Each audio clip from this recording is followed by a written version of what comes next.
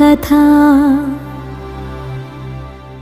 అంతేనేమో అంతేనేమో అంతులేని వేదనేమో ఆడపిల్లను కదా. మళ్ళీ తిరిగి అడుగేసేది వచ్చిపోయే చుట్టూలానే.